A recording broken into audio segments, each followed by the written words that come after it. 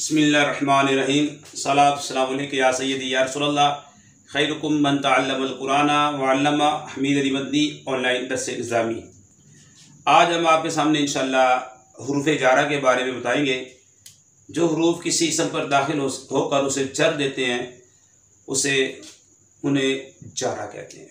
और ये हुरूफ जारा 17 हैं और वो इस शेर की सूरत में अगर आप याद कर लें, बाओ ताओ काफ लाम वाओ मुज़्ज़ो मुस्खला रुब्बा हाशा मिन अदाफी अन अला हत्ता इला।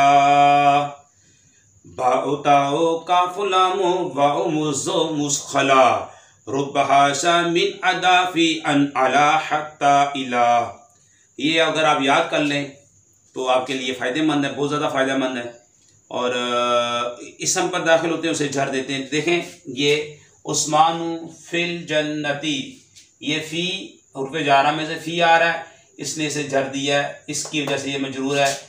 हत्ता आ रहा है, हत्ता मतलइल फज्र, हत्ता मतलइल फज्र।